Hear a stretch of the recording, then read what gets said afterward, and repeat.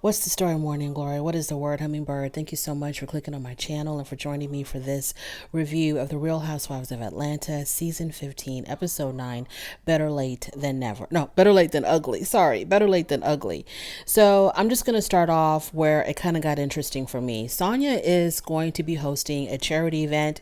She's going to be working with an organization that is putting homeless kids through private school. And so her Mommy Nation brand is going to be partnering with this organization, and so she's going to be hosting a charity event. Now, at the event, she plans to have an auctioneer, but the person who was scheduled to be the auctioneer, they came down with COVID. So one of her assistants asks her, well, why don't you ask Kenya to do the auctioneering. And at first, Sonia wasn't really too crazy about it because her and Kenya are not exactly, on the best of terms. They have kind of smoothed things out a little bit, but they're not exactly, that close.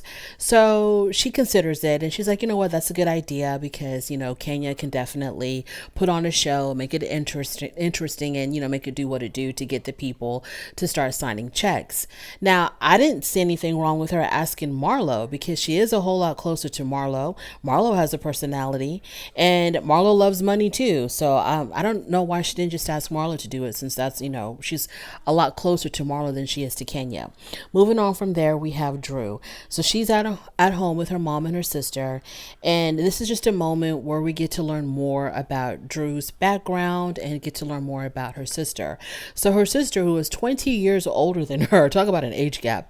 Her sister, who is 20 years older than her, was her manager for many years, from the age of 8 until I don't know when, but she managed Drew's career for a very long time until the sister had some type of mental health issues. She was in an abusive relationship, so she had to quit managing Drew to go and get some help for herself.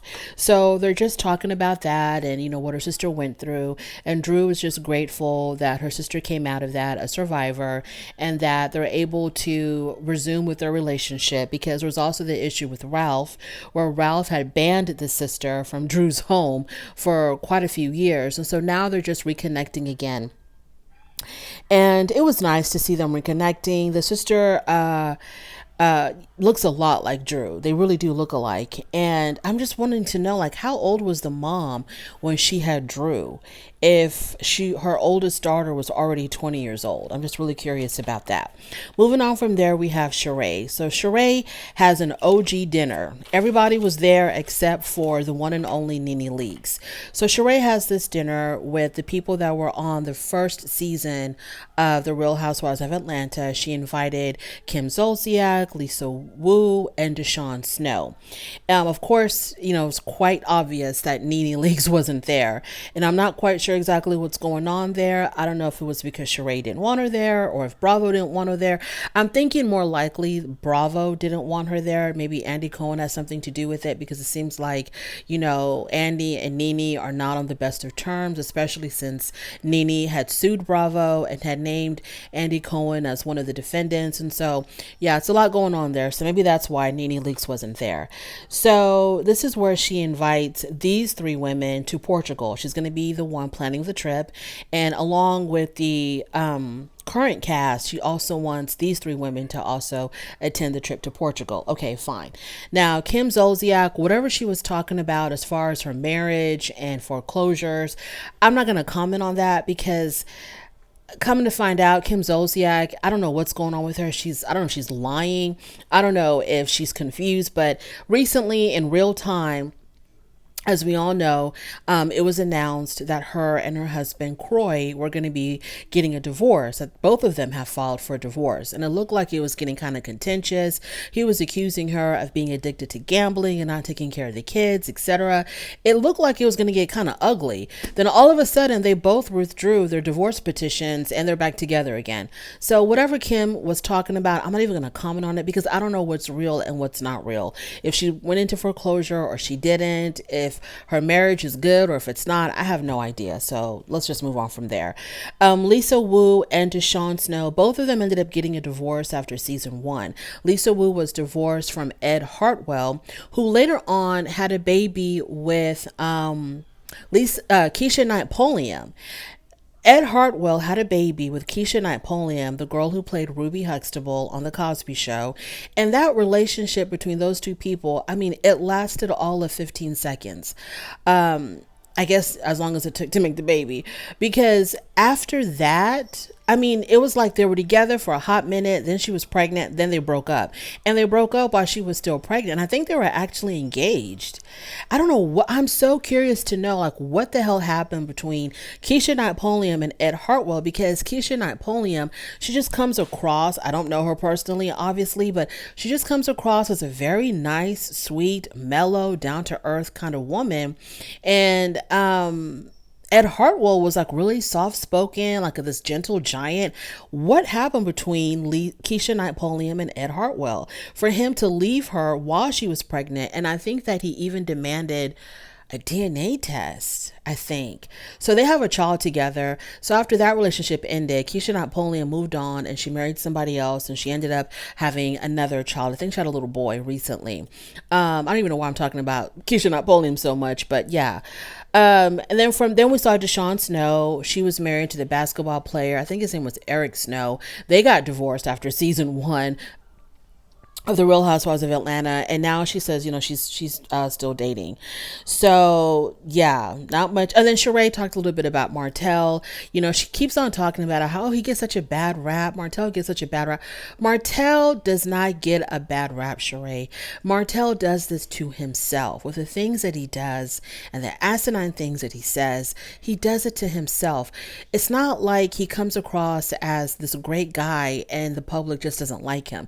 He is not getting a bad rap. He cheated on his wife. That is a proven fact. Had a kid outside of his marriage. That is a proven fact.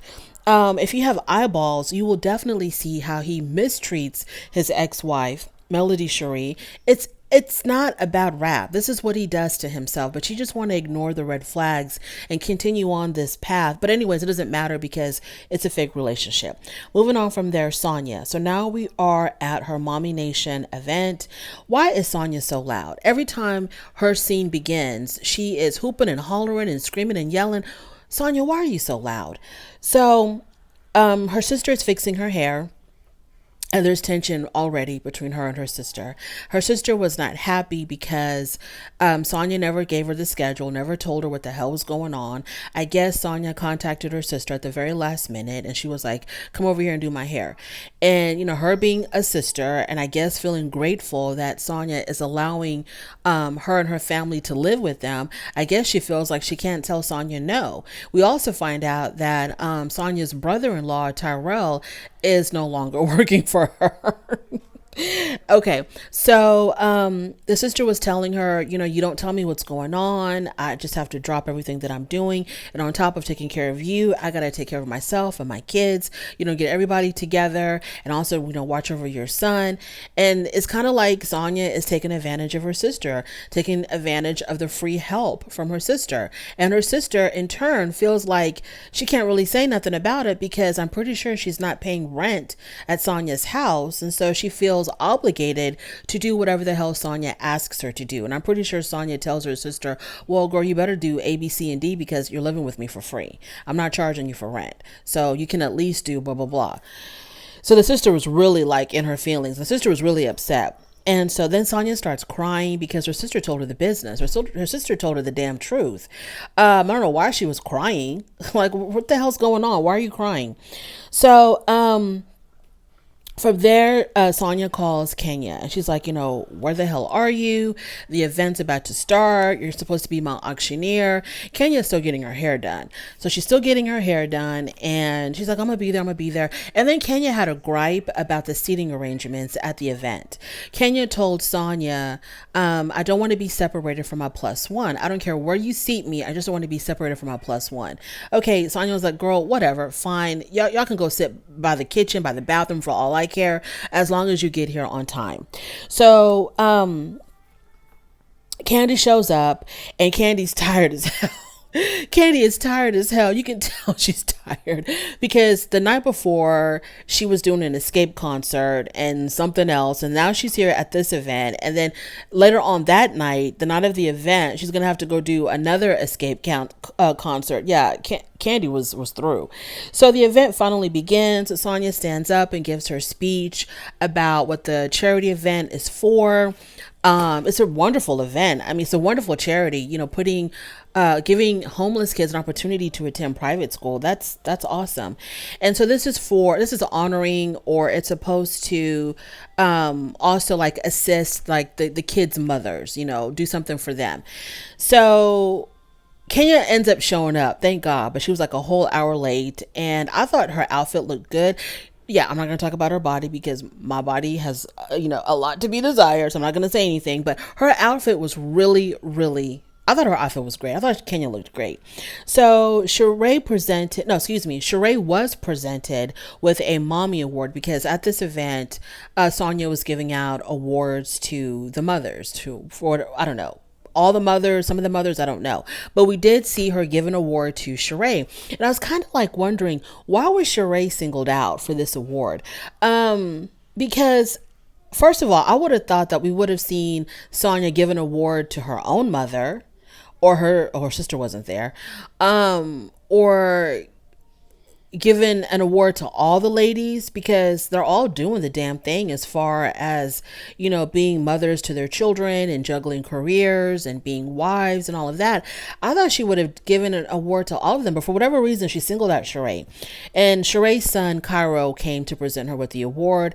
And, Sheree was really touched and everything. And it was a wonderful moment. But why weren't the other women given awards as well? Or at least her own mother? And if she was, why didn't we see that? After that, the auction begins. The goal was to raise $50,000 for the charity, but they ended up surpassing that because Kenya was doing the damn thing, and they got $78,000. Some people might say they were going to surpass the goal anyway, and it has to do with Kenya, but I thought Kenya was a lot of fun. So yeah, that's where it ended. It was like really a nothing episode, but baby, when they show the previews for the rest of the season, Drew and Ty Young, Mimi Faust, ex-girlfriend or ex-wife, rumors about, I had talked about this, I think, in a previous, Let's Talk video about Drew Sidora and her divorce with Ralph and the rumors of her having this alleged affair with Ty Young. I don't know what's going on, but it's going to get real interesting. And then the scene that Drew did for Todd's movie, I was like, wow, really? Okay. Yeah, so it's about to get really, really good. I really do hope, because everybody's talking so much garbage about this season or the last couple of seasons of the Real Housewives of Atlanta, talking about how the ratings are low, nobody's watching, it's awful, it's terrible. So hopefully it gets to pick up a little bit with the upcoming episodes. Thank you so much for joining me. I really do appreciate it. On your way out, don't forget to rate the video if you like this content, subscribe to my channel, and I'll definitely talk to you later. Bye.